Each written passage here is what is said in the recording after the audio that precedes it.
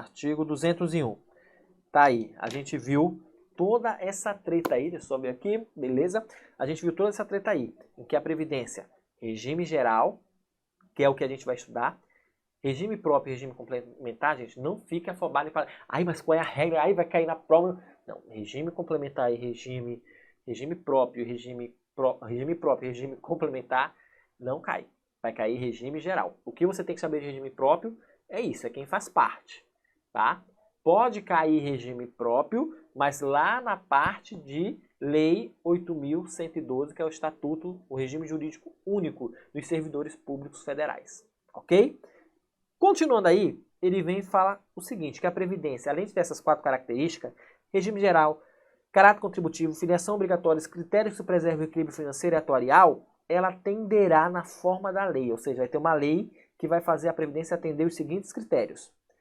Cobertura, vou sair aqui para não atrapalhar, cobertura dos eventos de incapacidade temporária ou permanente para o trabalho em idade avançada, proteção à maternidade, especialmente à gestante, proteção ao trabalhador em situação de desemprego involuntário, salário família e auxílio reclusão para os dependentes de baixa renda, pensão por morte do segurado homem ou mulher, ou cônjuge ou companheiro, e dependentes observados os dispositivos no parágrafo 2, que a gente vai ver mais pra frente, ok? Verificar aí certinho, então vamos comentar um pouco disso aqui, né? Cara, aqui a própria Constituição, ela já estipulou as coberturas que a Previdência tem que atender. Então ela colocou aí, olha o primeiro aí que ela fala. Deixa eu colocar pontuando aqui para vocês.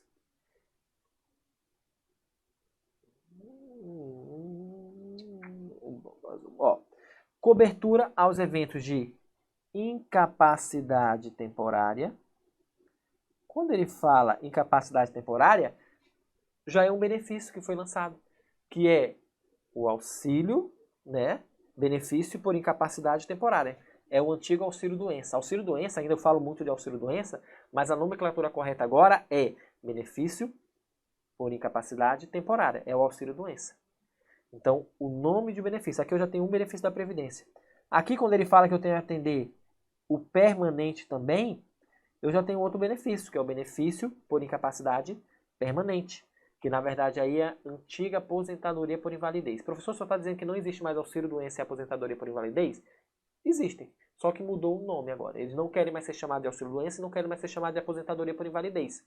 O auxílio-doença quer ser chamado de benefício por incapacidade temporária, já indica que essa incapacidade não é para sempre, é temporária.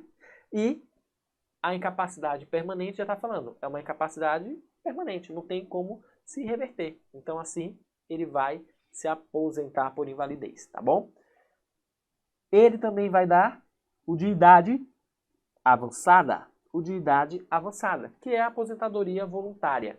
Tá? Você, quando pegar a Lei 8.212, 8.213, Decreto 3048, vai lá falar sobre aposentadoria por idade e tempo de contribuição. Essa nomenclatura de idade e tempo de contribuição não existe mais. O que existe é a aposentadoria voluntária. É a aposentadoria voluntária, onde vai ter que ter uma idade e um tempo, tem que cumprir os dois requisitos, idade e tempo, para poder se aposentar. Isso aí é novidade da última reforma da Previdência Social. Tá bom? Então aqui eu já tenho 3 benefícios, ó, incapacidade temporária, incapacidade permanente e a idade avançada, que é a aposentadoria. Ele quer proteção à maternidade. Opa, proteção à maternidade? Eu tenho uma solução para isso. Salário e maternidade. É um outro benefício. Tá vendo que cada situação que ele buscou atender o INSS já criou um benefício? E aqui ele fala, especialmente a gestante. Ué, professor, salário e maternidade não é só para mulher grávida? Não. Salário e maternidade você vai ver que o homem pode receber, você vai ver que a adotante pode receber, né? Então não é só a gestante. Aqui ele coloca especialmente a gestante. Mas já fique ciente, salário e maternidade nem sempre é pago para a mulher e nem sempre é pago só para a mãe biológica, não. Pode ser a mãe adotiva e pode até, em alguns casos específicos, ser o próprio homem que vai receber. Proteção ao trabalhador em situação de seguro de desemprego involuntário. Muito cuidado aqui, Deixa eu colocar aqui a caneta. O desemprego, gente, é involuntário, tá?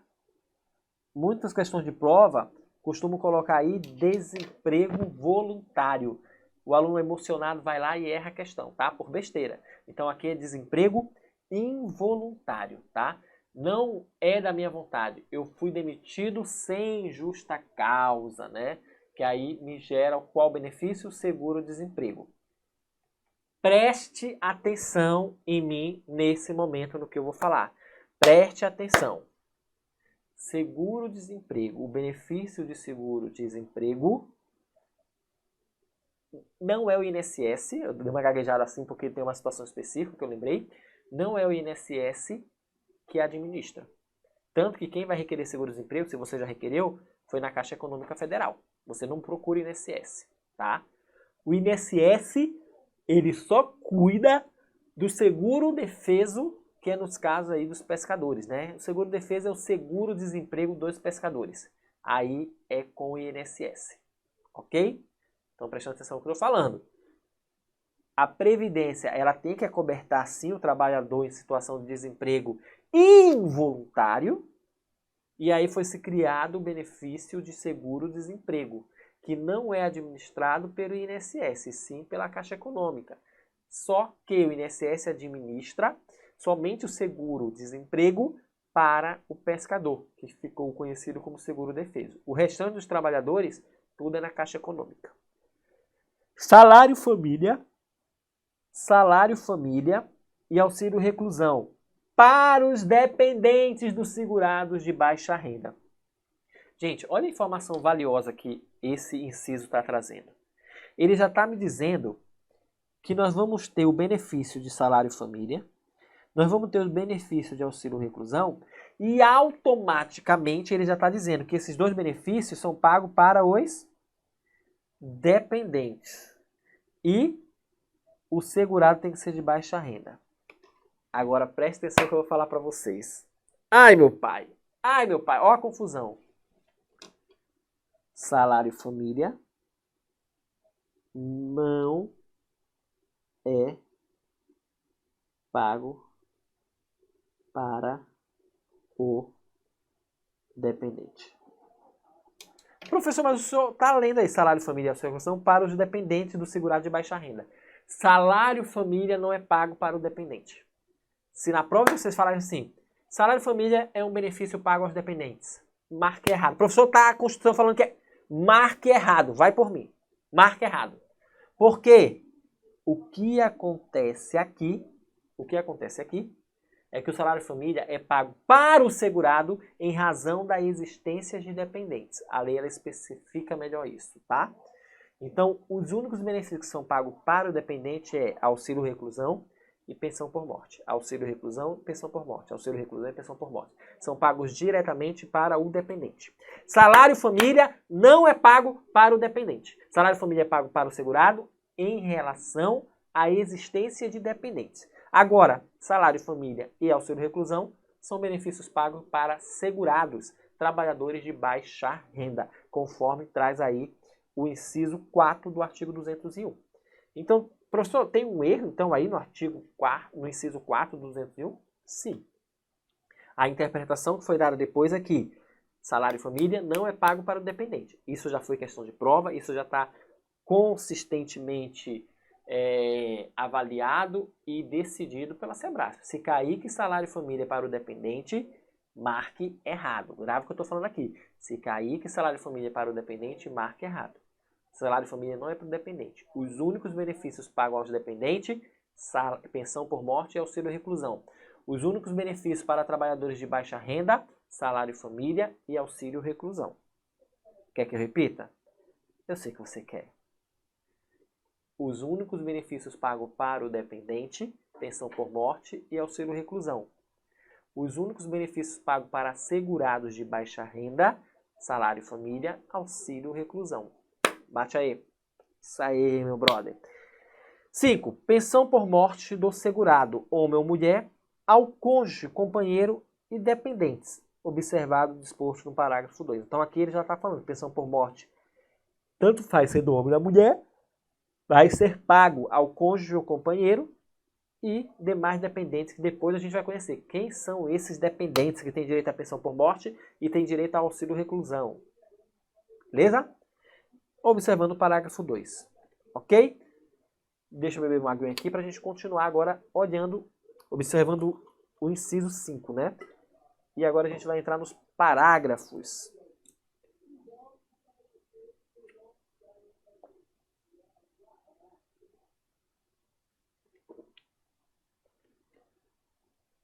Vamos lá, gente. O parágrafo 1, ele vem e fala o seguinte, ó.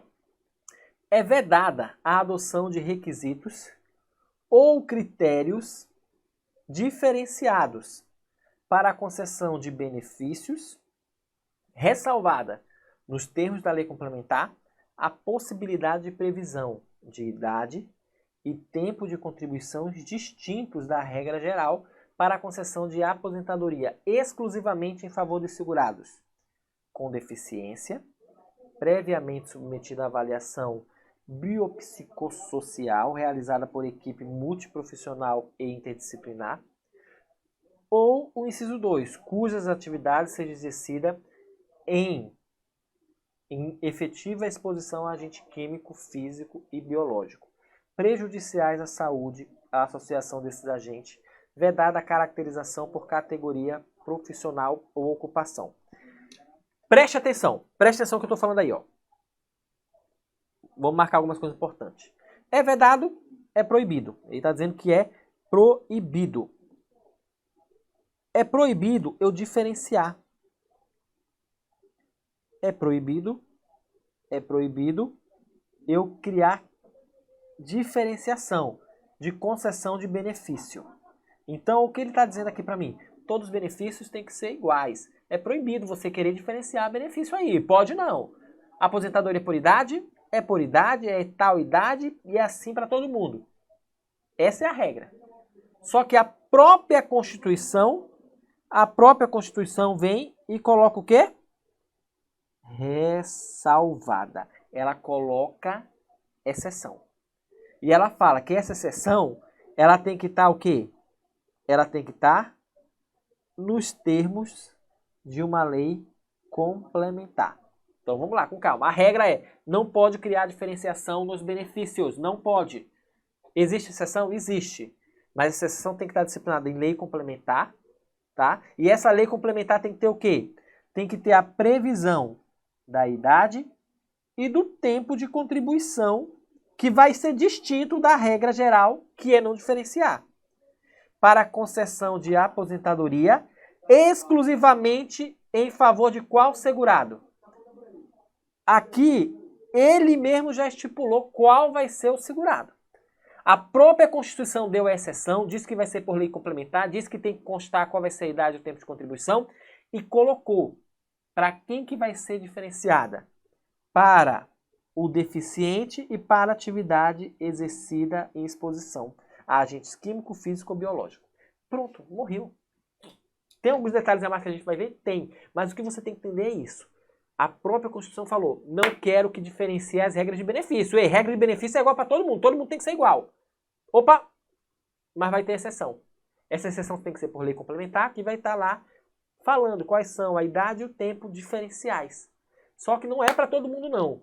A própria Constituição já fala, essa lei complementar vai ser para os deficientes e para quem exerce em condições especiais que prejudicam a saúde. Em condições especiais que possam prejudicar a saúde.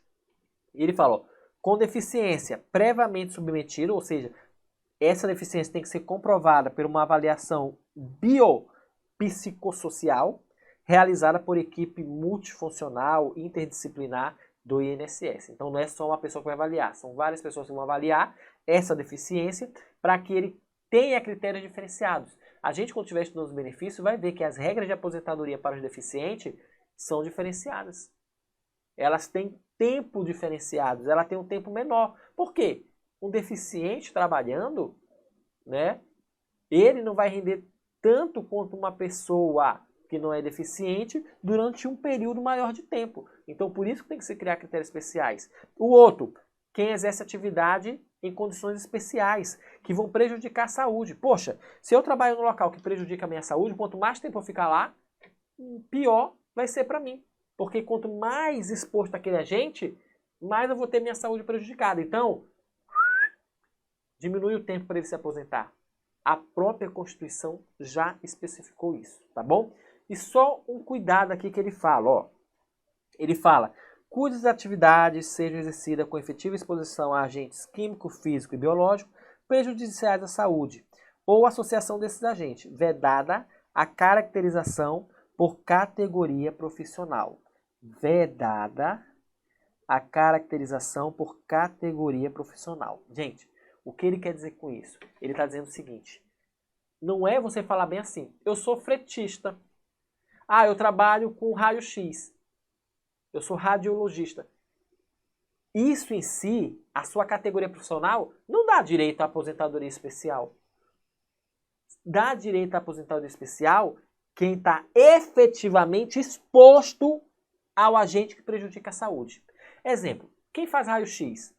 Às vezes vai ter o radiologista, não sei se é radiologista, né? O radiologista que trabalha lá, colocando a chapa, quem já fez raio-x sabe, ele está totalmente exposto ali. E vai ter aquele que só faz a avaliação do laudo, só faz lá a escrita do laudo. Os dois são radiologistas, os dois têm a mesma categoria profissional, mas um não está trabalhando lá na sala do raio-x, só está fazendo o laudo. O outro está trabalhando dentro da sala. Então, eu não vou olhar a categoria, eu vou olhar a exposição. Um não vai ter direito à aposentadoria especial porque ele não está exposto à saúde dele. Ele é radiologista, mas trabalha em setor que não é exposto. Já aquele outro que trabalha lá dentro é exposto. É isso que tem que ser comprovado. Porque tem gente que fala assim, eu sou, sei lá, eu trabalho na Petrobras, então quem trabalha na Petrobras, todo mundo é especial, todo mundo é sujeito exposto a agentes que prejudicam a saúde. Não é assim, não. Vai ser avaliado por uma equipe médica lá do INSS se a atividade que ele exerce, não importa qual é a categoria profissional, está exposto ao agente nocivo que vai prejudicar a saúde dele. Tá? É isso que vai ser avaliado dentro da análise desses benefícios. Correto? Então, para fechar o bloco, só um resumão rápido aqui. Nós vimos que não posso diferenciar as regras de aposentadoria, exceto em 2 casos, e esses 2 casos têm que ser por lei complementar, onde vai estar claramente especificando o que vai diferenciar, idade e tempo. Quais são esses 2 casos? O deficiente, que vai passar por uma avaliação biossocial, lá com pessoal multi e interprofissionais, e atividade especial para pessoas que estão expostas a agentes químicos, físicos, biológicos, e não vou diferenciar, né, a categoria profissional. É vedado verificar só pela categoria profissional. Tem que verificar